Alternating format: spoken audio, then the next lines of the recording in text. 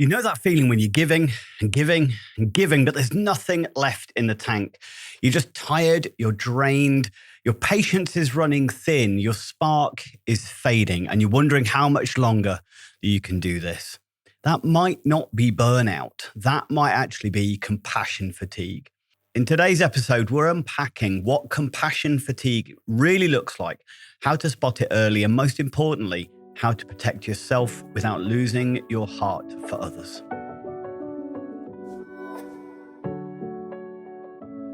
If you are caring for someone else, whether paid or unpaid, and no matter how many hours you do it, did you realise that you may be missing out on thousands of pounds of discounts for things that you may use every day?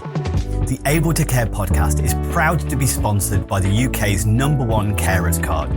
Started by two best friends who recognise that carers deserve better and are 100% committed to helping to change the lives of all carers and bringing them together as a strong community. Carers Card UK provides support, recognition and rewards.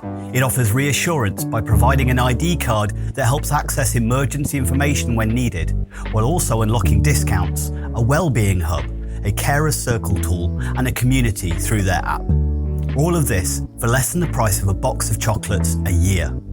There are discounts on gym membership, days out, electrical goods, clothing and even glasses. Let others know you care while taking a little care of yourself with an ID card you can be proud of. Visit carerscarduk.co.uk/promo code/able to care today to order yours.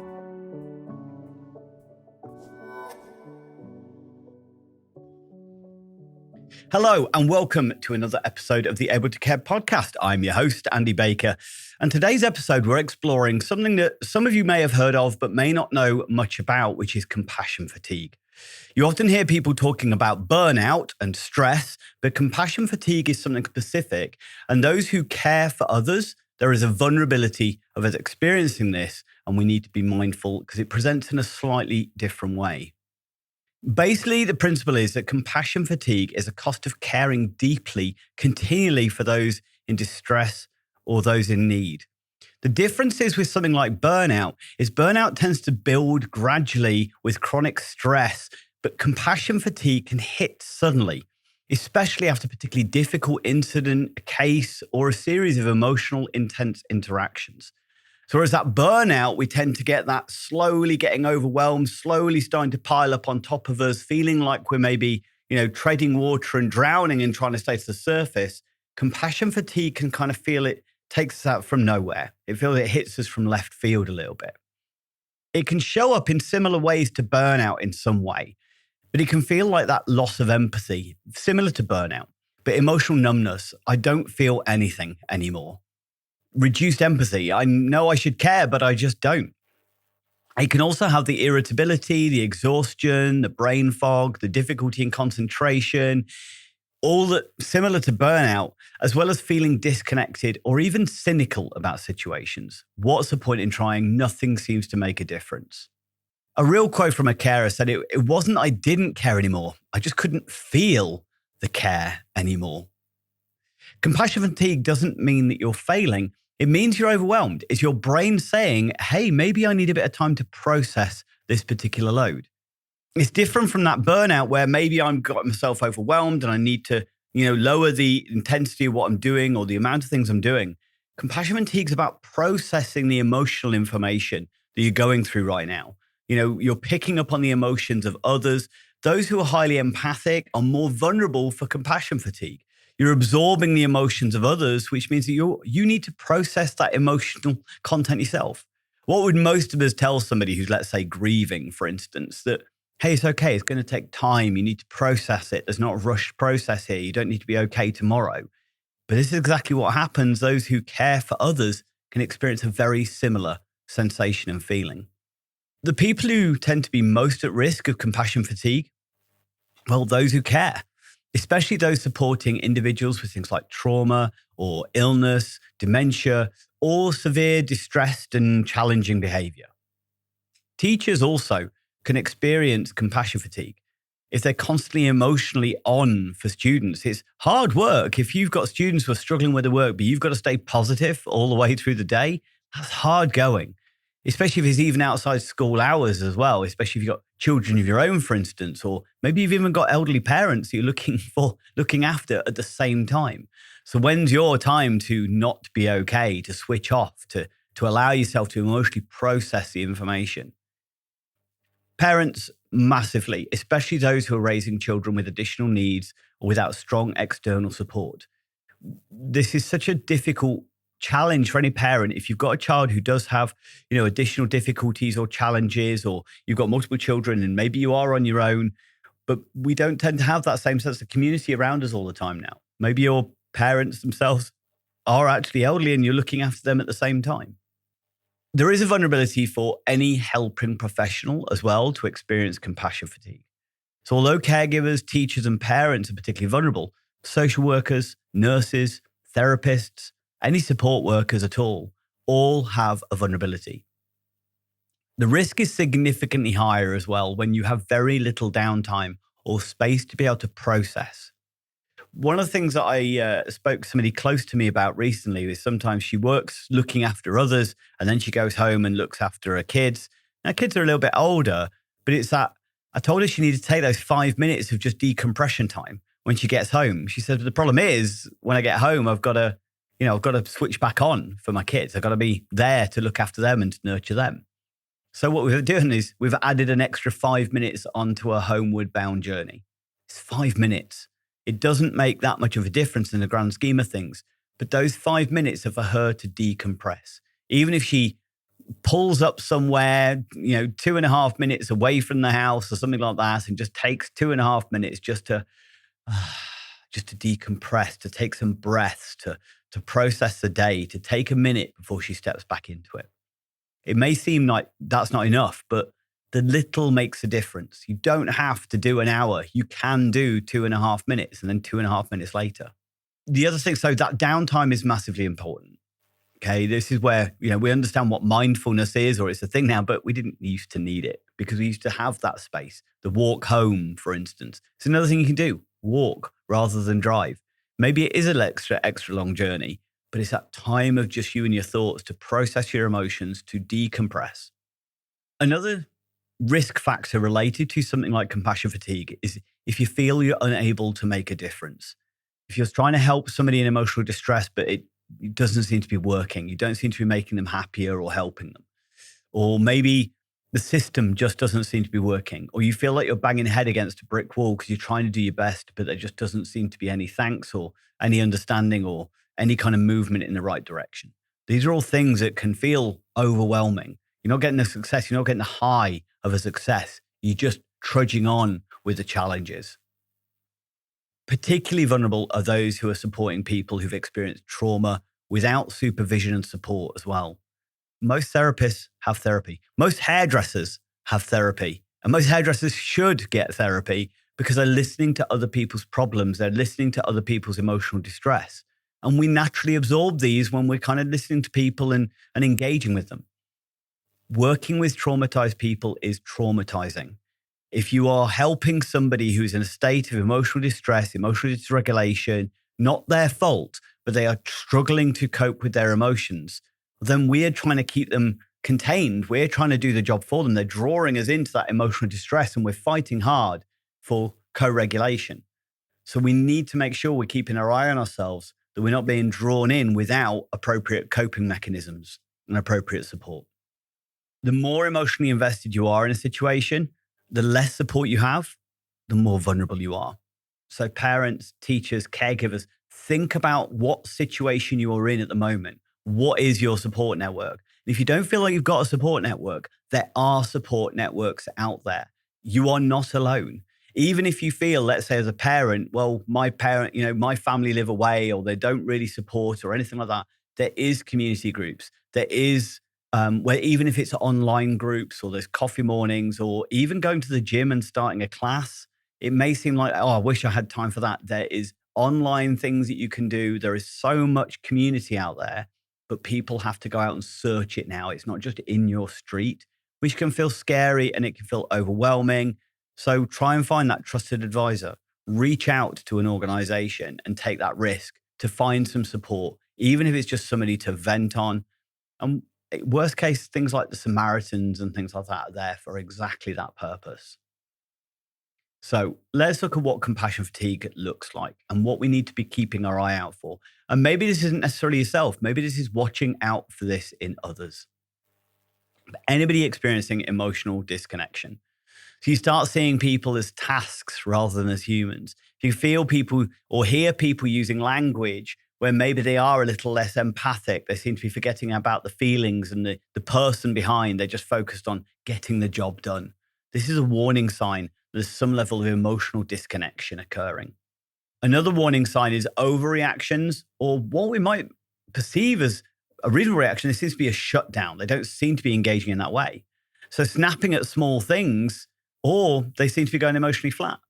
So if you have a person, this is where noticing in others, or noticing in yourself, if suddenly you're snapping at your partner for little tiny things that just don't seem to matter. Or maybe your partner's snapping at you for little tiny things that just don't seem to matter. It could be a warning sign for them. Or if something that you know should have irritated them, that you know usually would irritate yourself, but you don't care anymore. You've just lost all kind of feeling, or you're just not bothered. That could be a warning sign as well. So whether you're going emotionally overreacting or emotionally shutting down, these are both warning signs about compassion fatigue. Guilt is another one. I hear it so often from caregivers, from parents, that it's a guilt for feeling nothing, that you feel you should care, you feel it should matter, you feel like you should want to go down and see your family member, or you should want to talk to your kids, but you're just not fussed. You're just not bothered anymore. You're not bothered about doing enough. You just feel being tired. You just feel nothing. Okay. These are all signs of guilt.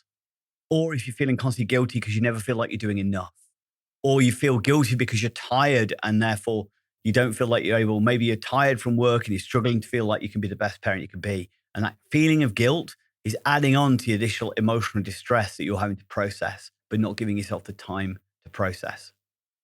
Another one is isolation. One of the first things that tends to happen with things like depression is we tend to isolate, or many people tend to isolate themselves from others. We avoid colleagues, we avoid friends, we even loved ones, because they won't get it. They won't understand. Or I don't want to be a burden on others is another reason this happens. But actually that isolation leads to further downward spiral. One of the best things we can do to help us to cope with emotional distress is connection. Many of you listen to the podcast regularly have heard me sort of say connection before correction. It is about, you need human connection. You need socializing. You need to talk. You need to connect, because everything being processed inside is really difficult to do. So you need to get that out rather than holding it in, or socializing, or just having fun and getting that emotional vent, that emotional outlet.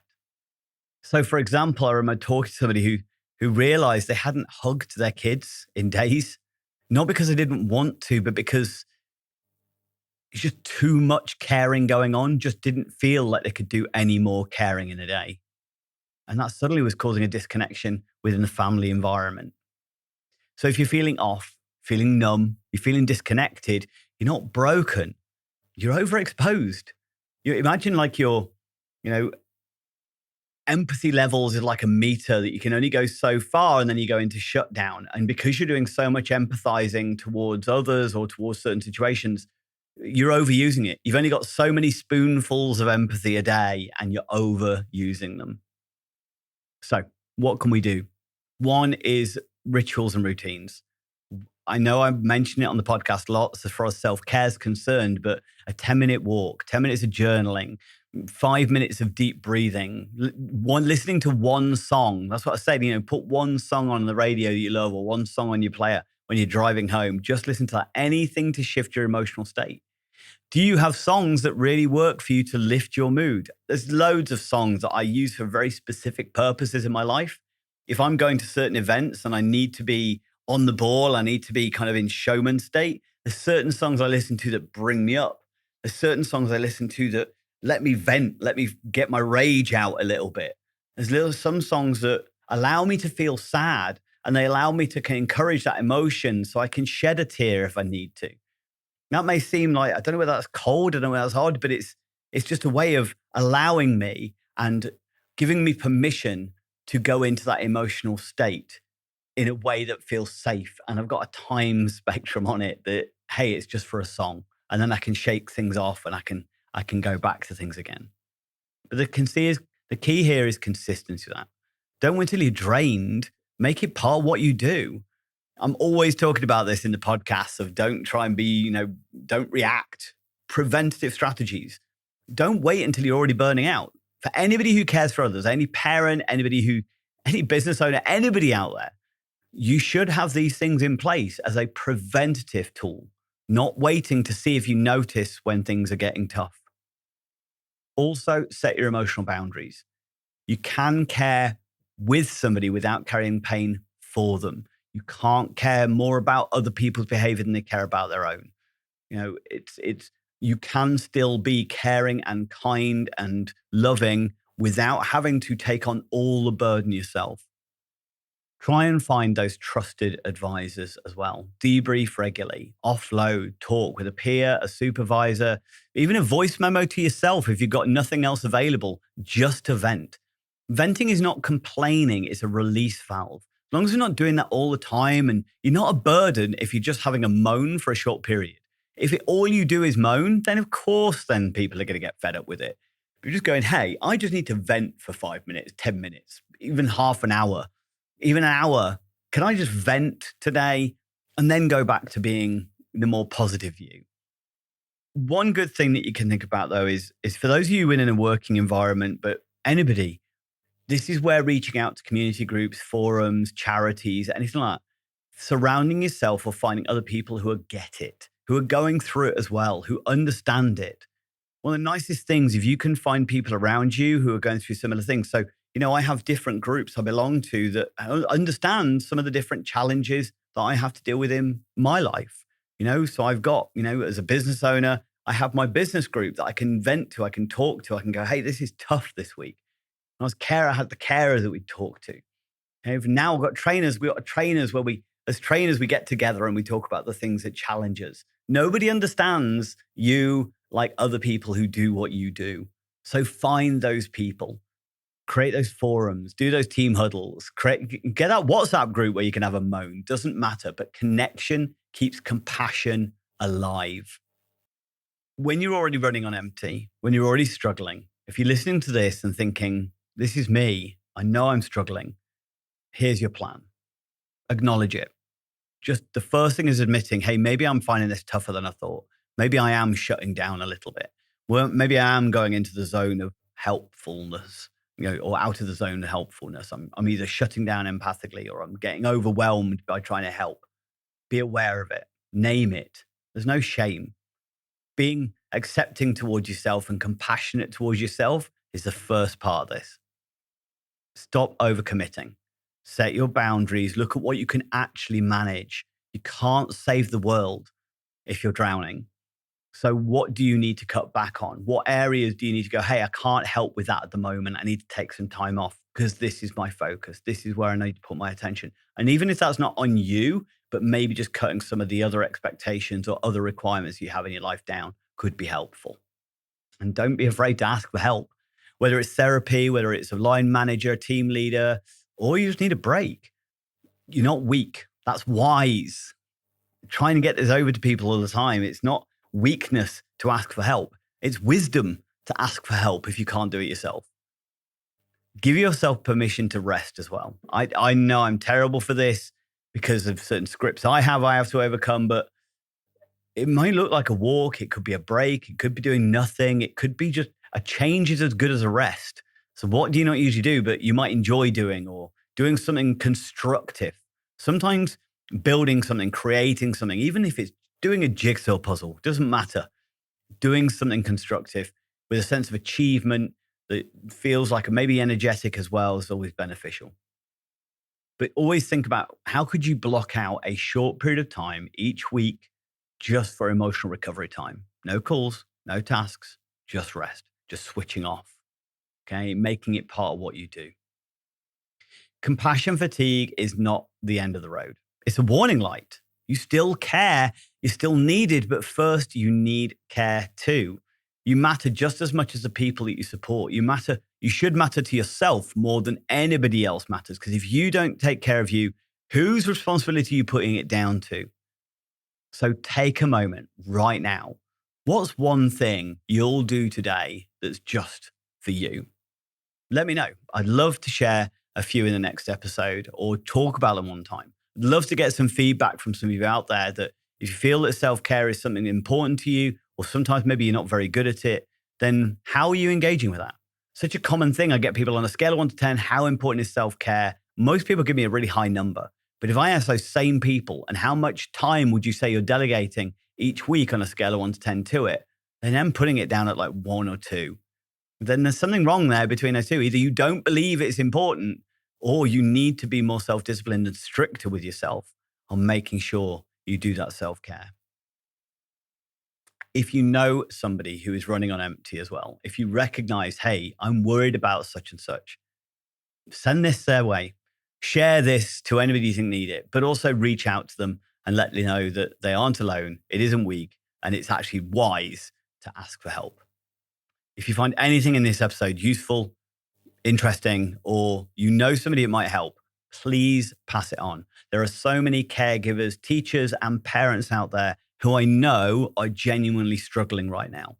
So please pass this on to let them know that they're not alone and there is things that they can do to make life easier and better for themselves. Otherwise, thanks for listening. Stay strong, and I'll see you next time.